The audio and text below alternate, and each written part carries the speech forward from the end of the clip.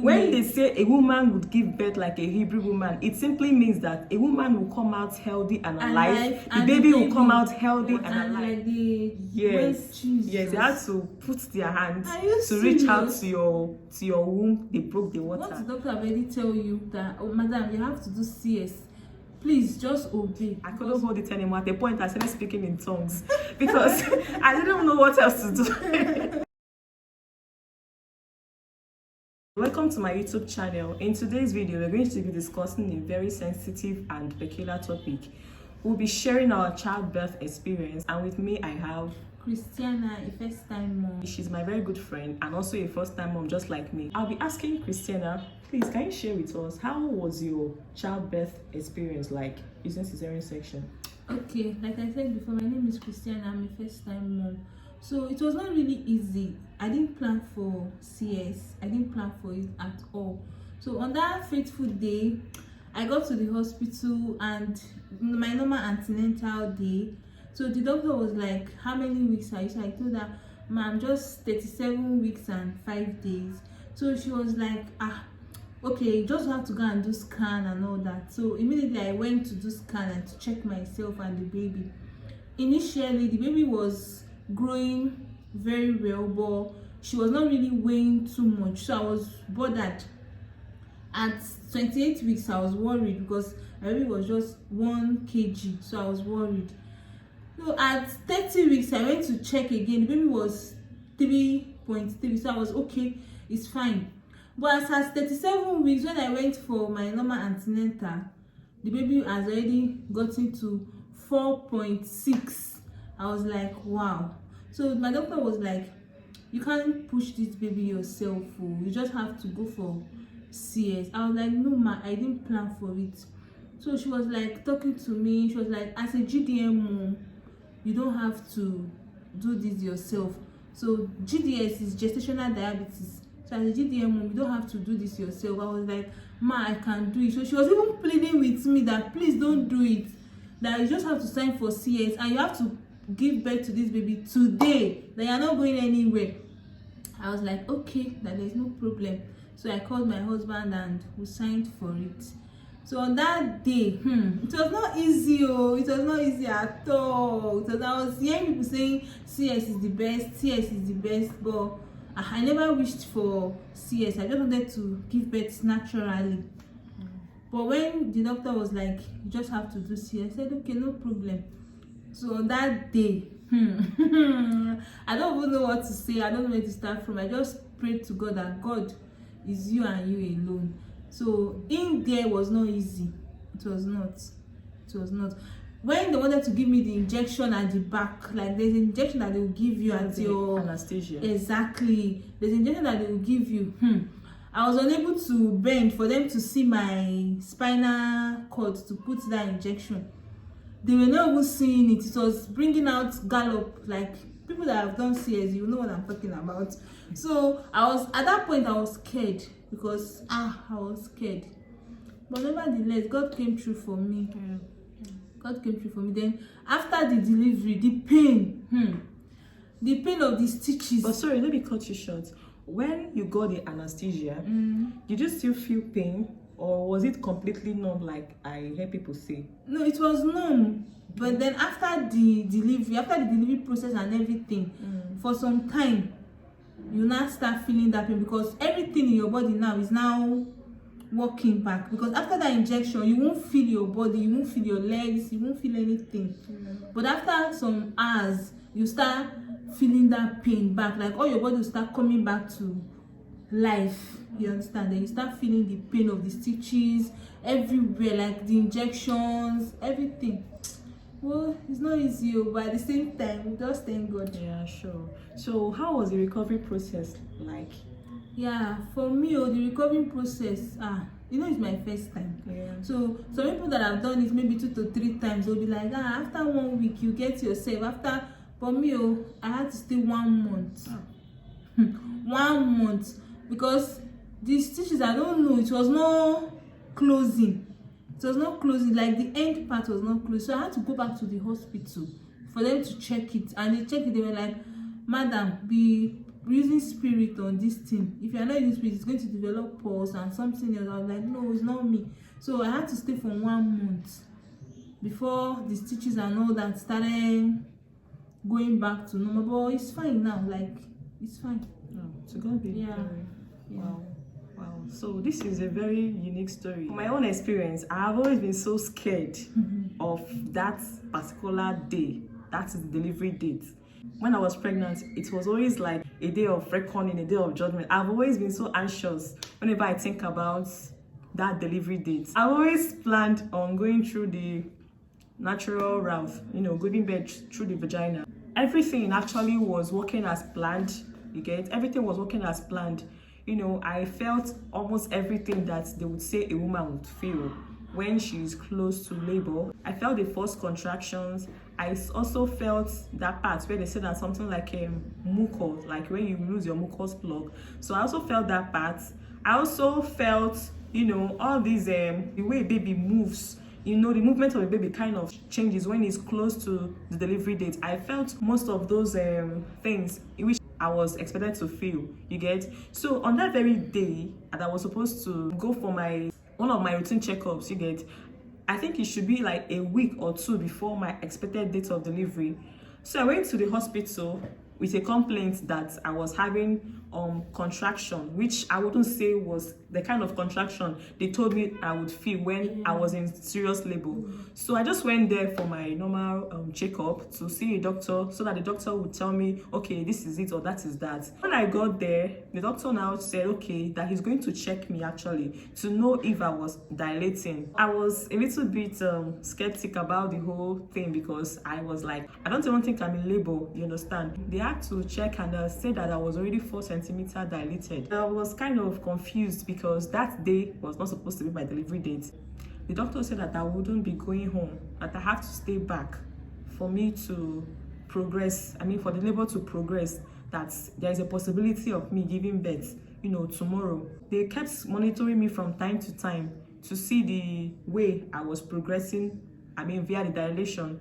So after 2 hours, a nurse came and checked and they said I was 5 centimeters dilated. So the doctor was saying that with the way I was dilating, it was not as fast as he expected. That if by the next 2 to 1 hour that he comes back and I am not progressing the way he wants, then that means they'll have to have to break my water. That was what the doctor said then. I was like, oh, no wahala now. My husband had to go back home and get my delivery bag. You understand? He had to, because then we were not prepared for the whole labor, for the whole delivery stuff. By the time he came back, the doctor now checked again and said I was 7 centimeters dilated.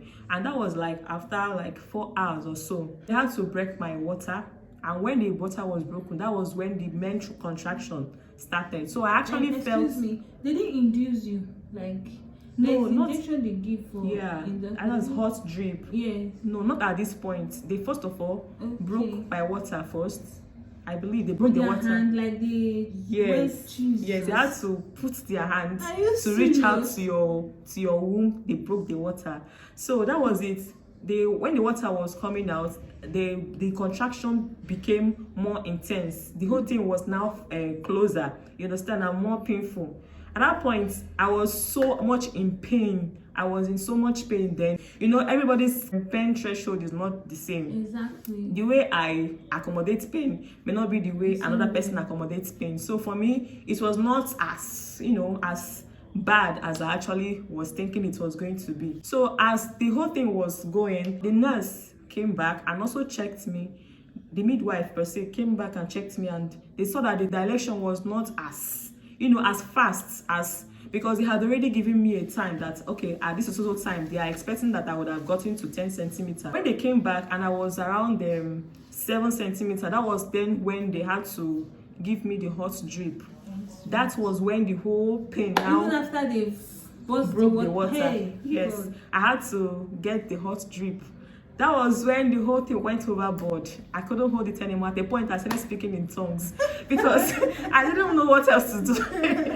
I started busting in tongues. I prayed the prayers, both the ones that I know, the ones that I do not know. And funny enough, my husband was there with me. He was with me from the inception of the whole contraction, delivery, labor, and everything. He himself was also with me, so he also burst in tongues with me too. So that was it. I was just worshiping all through the labor. I was just praising all through the labor, even with the pain. I just thought that was just my last resort, because left for me in my own strength, I couldn't do it. I know that I couldn't do it with my own strength, but I just needed divine help at that very point. And God actually came through for me. When I got the hot drip, the labor progressed and everything now became faster. Nurse came and checked again. She was now kind of saying that, okay, don't worry, from now to the next 1 hour you should be in the labor room. At that point, I was now kind of trying to see if I can hold myself together.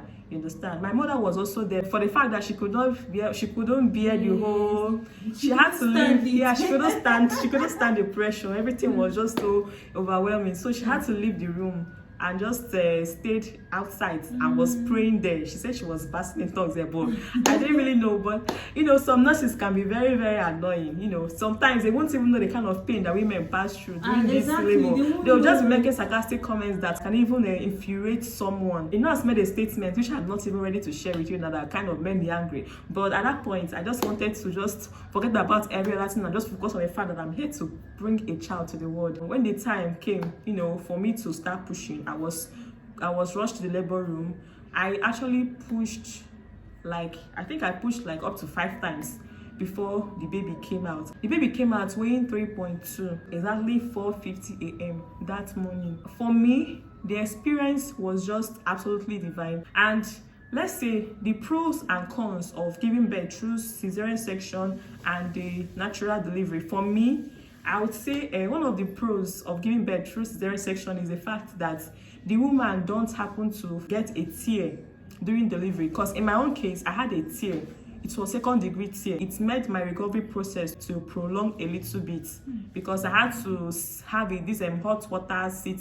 What was it called? Yeah, sit in hot water. Yeah, I had to sit in hot water for that part to also recover. Another advantage that CS had over natural delivery is also the fact that you don't get to feel the pain when you are giving birth to the baby. Exactly. You understand? But for me, I felt every bit of the pain. I felt every bit of it, during the pushing, during the hot contraction, in between all those stuff. I felt practically everything. At a point, I was even crying out that they should give me a epidural, but at that point, the nurse said that it was already too late, that I couldn't get an epidural. So I had to do everything, you understand? By the grace of God, I had to do everything naturally. I don't know if you have any word for maybe a woman that is pregnant, that the doctor has already given a date for her delivery and she's supposed to go through the CS. Okay. Yeah. Okay.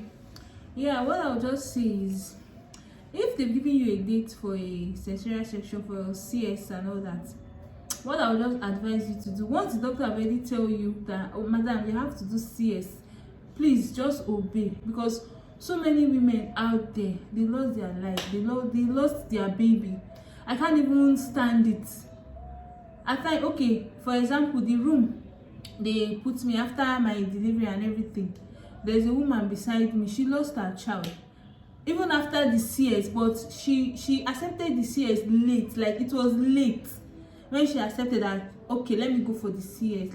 The child was already weak, she was weak and everything, but me, I just took that decision. Immediately they told me, I just said, okay. Though I cried, you understand, it's normal, you cry, you be like, God, why? But I didn't allow it to pass that very day. Sorry, let me chip in something here.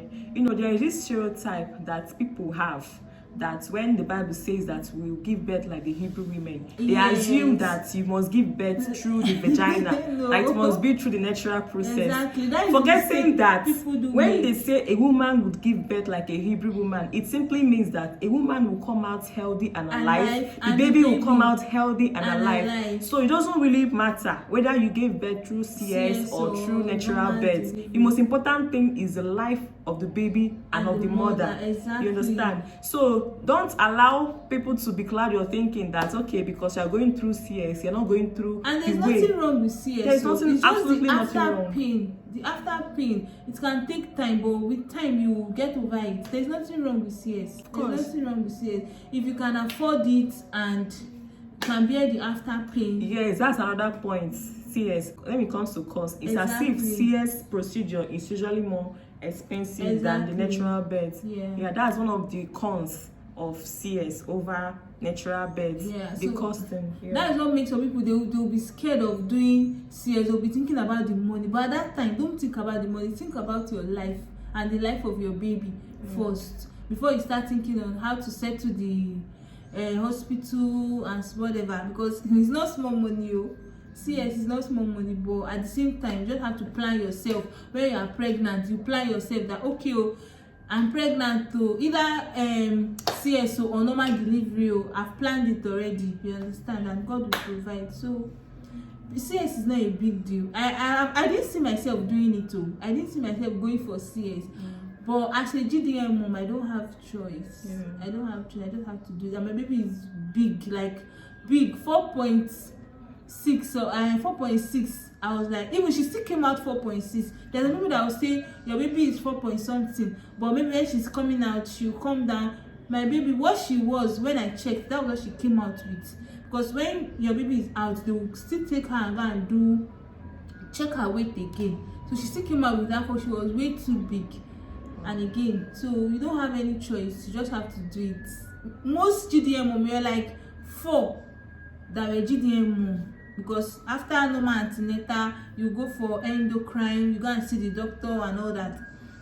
4 of us would give birth with CS, because the doctor was like, you people can't go just like that, you just have to give birth with CS. So everything is in God's hands. Sure. The mode of delivery of most women depends on the circumstance that surrounds the pregnancy. For instance, if the baby is too big, emergency cases where maybe the baby is not being too active during the labor, and also when the baby is in a breech position or when there is a placental obstruction. So these things can affect or can change the birth plan of a pregnant woman. Any which way, the most important thing is that during pregnancy and childbirth, we need to commit everything to the hands of God, because He is the one that can take care of any particular decision that we decide to take for our childbirth process. If you have any question or you have any concern as regards to either of the 2 methods of delivery, you can as well drop your comments in the comment section, and I will most definitely answer your questions.